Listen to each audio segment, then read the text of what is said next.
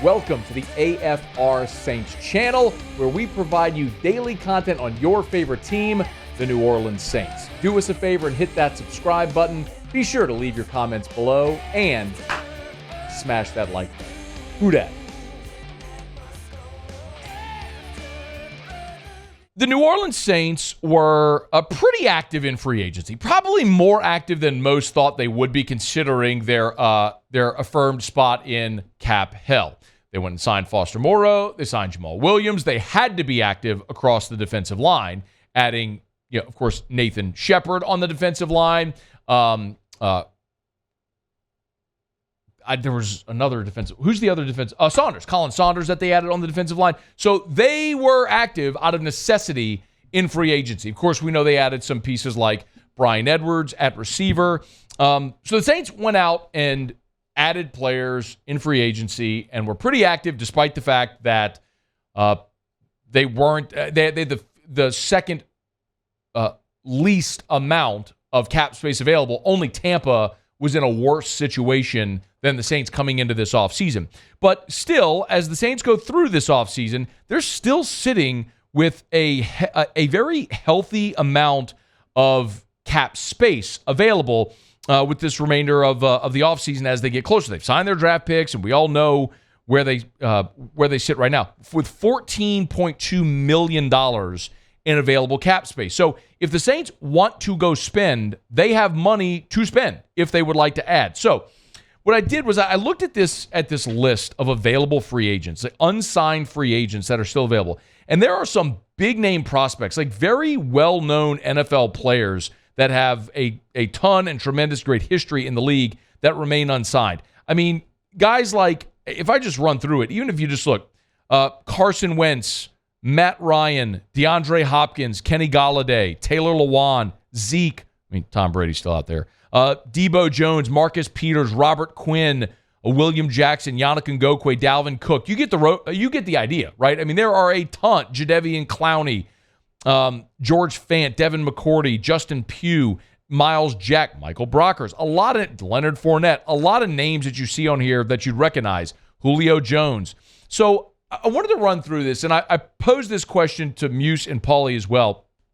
And I said, fire away. Think of a free agent that you would like to see the Saints sign between now and the regular season. And I'm curious what it would. We did not talk about this beforehand, but I am curious if we have any overlap or any similarities. By the way, do we have some football music or any type of bed music you can give me real quick?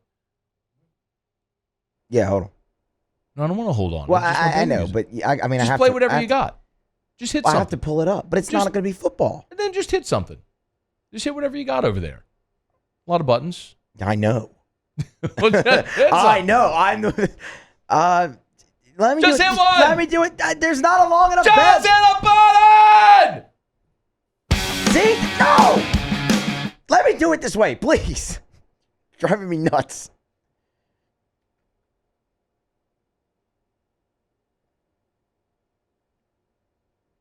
Got really awkward, Musso. Well, I can't do that. You got to just let me. Here you go. Paul, how you doing over there? You having a good day? Now we're good. See, I'm doing good. You having a good day? Did you have a good fourth? I did. Good. How about you? Great fourth.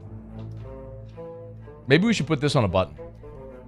Yeah, we use it a lot. We do. It's classic. It's classic battle. It is really good.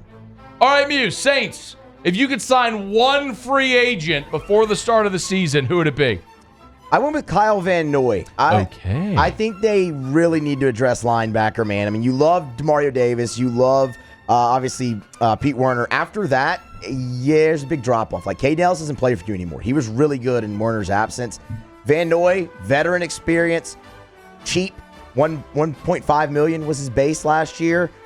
Still productive in his 1 year with the Chargers. And, as I mentioned, veteran as well as championship pedigree with his time at New England and can play both inside and outside. Okay, so here's my one. So I like that you went linebacker. Here's my one question with Van Noy, though. My perception of Van Noy is that he's always been an outside guy. And the Saints, look at the issues the Saints have had transitioning. Who's the kid from Wisconsin? Who's Zach Bond.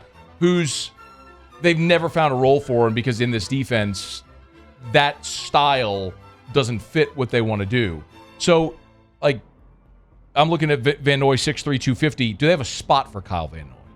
Like, could he fit in this defense? That would be my question. Like, I don't know that he's a fit.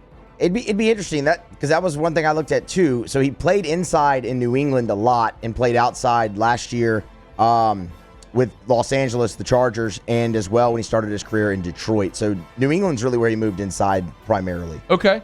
All right, Kyle Van Noy. So Musco's linebacker with Kyle Van Noy. Paulie, who did you pick? I also went with a linebacker. Okay. I went with Miles Jack. Okay. See, another similar one there, right? A little bit. So he's a little younger. He'll be 28 in 2023 for the 2023 season.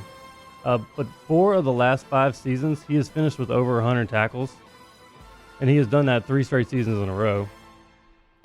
He posted a missed tackle rate below 10% in 3 straight seasons as well. So, and he's played his whole career in Jacksonville until last year. He played his 1 season in Pittsburgh. Correct. I'm looking up right here. He's been durable as well. He's missed 2 games each of the last 2 seasons. Well, let's see. He didn't miss a game each of his first 3 years. Then he missed 5 games in 2019. He missed 2 games in the COVID year, and then missed 2 games each of the last 2 years as well. So still, he's played in 103 games in 6 seasons. So for the most part, has been pretty durable. Again, but I wondered about a player like Jack. Like, is that more of an outside guy, or is that a guy that does play inside that would stand up and maybe be sort of like an heir apparent to Demario Davis, or just depth at that spot? I agree. I think he has played both inside and outside. I don't remember which primarily spot it was. All right, so Paul goes with Miles Jack. So linebacker. I'm going Ndamukong Suh. And this is one that I stumped for a lot last year. And I think the need is even greater now. Ndamukong Suh, despite the fact that he's 36 years old now, he's 36 years old, and has played 13 years in the NFL. I look at Ndamukong Suh as a guy that has been almost stunningly durable despite his age. He missed 2 games back in 2011 as a result of suspension when he stepped on, I forget who it was. I'm trying to remember who it was. Hainsworth is the one that stepped on Andre Giroud's head. But Ndamukong Suh had a 2-game suspension back in 2011, but that was the only time he had missed a game in his entire career. That's it. That's the only time he's missed a game in his entire career. Last year, he sat out for half the season and then went ring chasing with Philly. He joined Philly, played 8 games with the Eagles, played with them in their postseason run and all that stuff, and was still a productive player on a very deep, talented defense. But dude's never missed a game in his career due to injury. He's 36 years old. He's like Cam Jordan. Some guys are just durable, and he's still a productive interior player. And when I look at the Saints, you draft Brian Brzee and you hope the best for him, but he's also still a rookie, so what really can you get? And you went and got Nathan Shepard and Colin Saunders in free agency, who have been good players, and I think they were cost-effective signings after you lost Onyemata and really the rest of your interior defensive line to free agency in the division too. But you still need someone who is a veteran, who has been productive and proven they can be productive. And I think a 1-year deal for 36-year-old Ndamukong Suh would make a lot of sense. Now, I don't know if Ndamukong Suh would have any interest in that whatsoever because he is ring chasing. In 28, remember, he spent the first part of his career with Detroit, then went to Miami, then was in LA for 1 year. They went to the Super Bowl with Goff and lost it. And then he went to Tampa with Tom Brady, won a Super Bowl there, and then was out of football for half the season last year until he signed with Philly and made it to a Super Bowl. So my guess with Ndamukong Suh at this point is he is just strictly ring chasing. So I don't think the Saints would be a realistic contender for him, but that's not the point of the exercise. The point of the exercise is there's a bunch of free agents that are unsigned. Who would you sign? And for me, if I'm the Saints, I'm making a hard push after an interior defensive lineman, and Ndamukong Suh is the guy that I would go after. Hey, thanks so much for watching. Please leave your comments. I love to interact, and be sure to hit the red subscribe button below.